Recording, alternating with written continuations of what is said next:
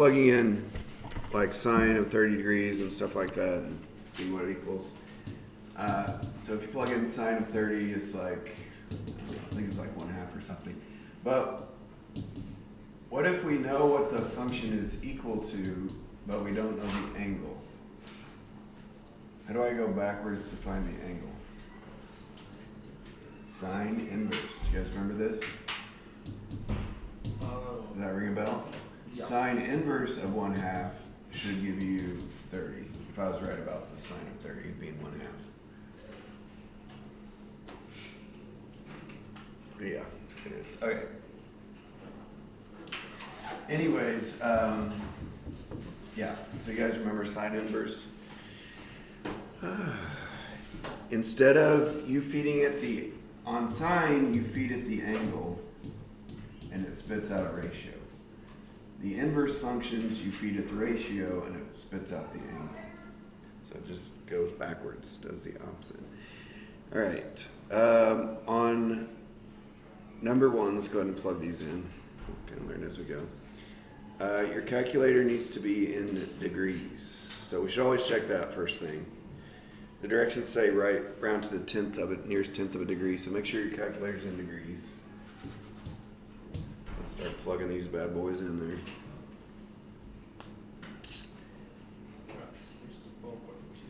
64.2.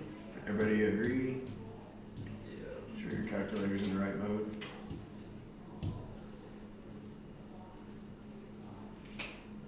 What's B? Negative 64.2.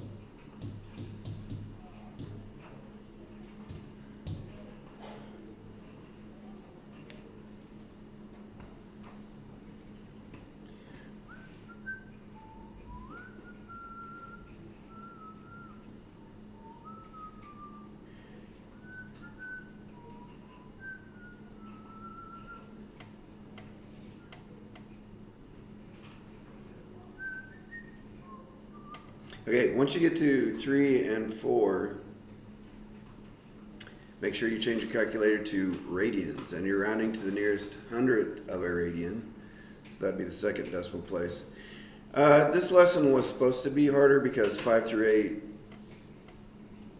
they made it before the calculators got better, so it was harder to do those. But since you guys have nice calculators, I'm not gonna make a big deal about it. Just do it like normal. However, number 11, we actually might need to look at this. Let me write it down.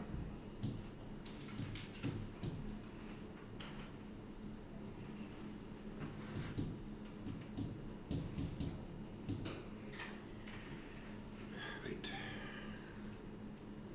All right. Stop. Pause. We have to learn how to actually do something here. Okay, so cosine inverse of 1213 should spit out an angle, right? And then you do tangent of that angle and it should spit out a ratio.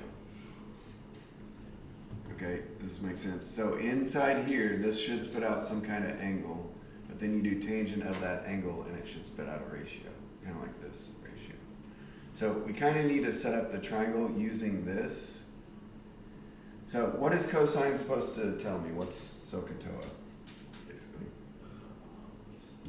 Okay, sine is opposite over hypotenuse. Cosine is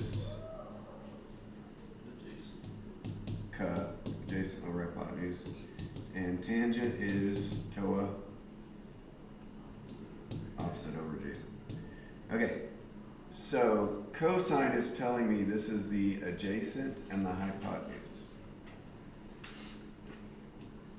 So if this is my angle, just kind of choose a random angle here, here's right angle.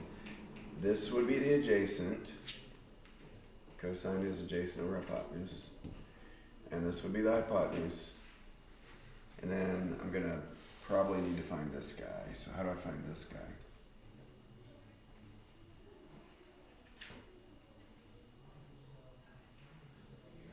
Pythagorean theorem. 12 squared plus x squared equals 13 squared.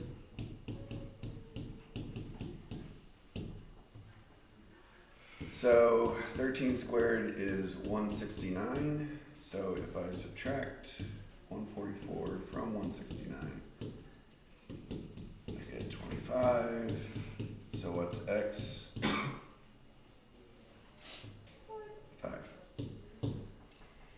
Okay. So this is our triangle. So basically, cosine inverse of 1213 should spit out this angle. We don't really need to know what the angle is though, because whatever it is, we're doing tangent of that angle.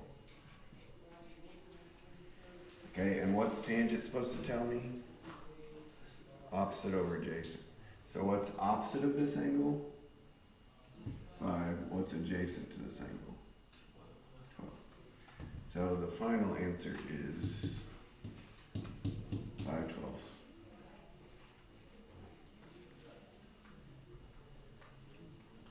Okay, does that make sense? So I use the cosine inverse thing to set up the triangle. Adjacent and hypotenuse are 12 and 13. I use that to make the triangle. Then I did tangent of this angle. Opposite over adjacent.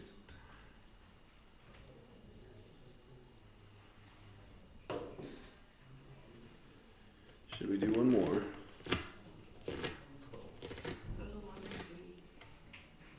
Oh yeah, forgot. Yeah, that's actually good because I feel like when you do one more. Okay. 11b. I'm out of room. Darn it. Go this way. All right. Tangent, cosine inverse, negative 12/13.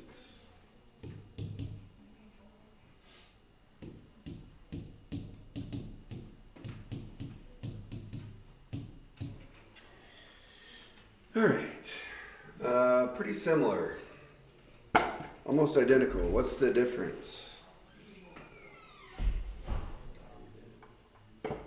This is negative 12/13.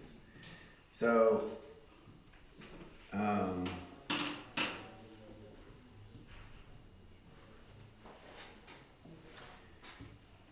if we think about it in quadrants, cosine is negative to the left. So the adjacent and the hypotenuse, it's kind of more like we're in the second quadrant now. It's negative 12 and 13. Cosine is negative in the second quadrant. So let's put this in the second quadrant, which just means there's a negative right there. This is still going to be a 5, and it's a positive 5. We're in the second quadrant. It goes up 5. Okay, and then what will tangent of this angle be? Opposite over adjacent. So it's pretty much the same thing, but it's negative.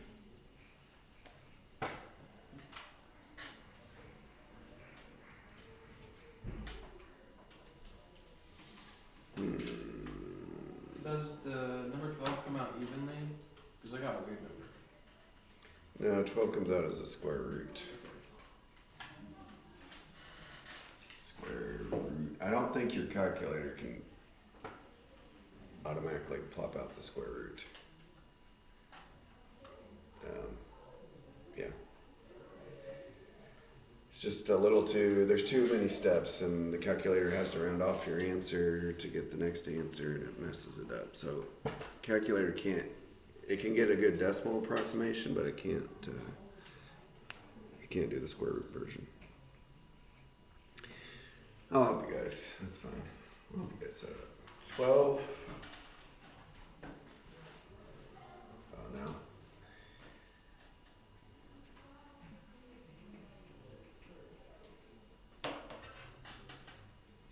It died.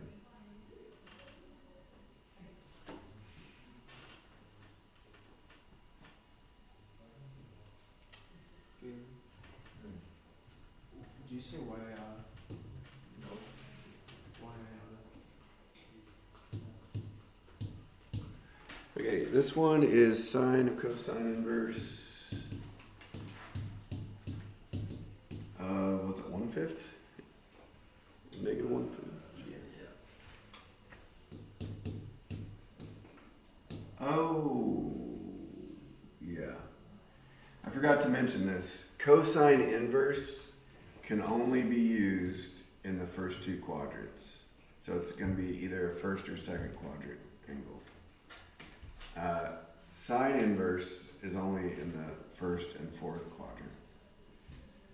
So it's over here. It only gives like a between negative 90 and 90 degree angle. Anyways. So cosine inverse of 1/5. So what ratio does cosine give me? The what over the what? Adjacent over hypotenuse.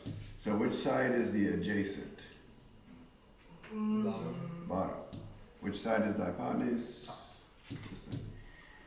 Okay.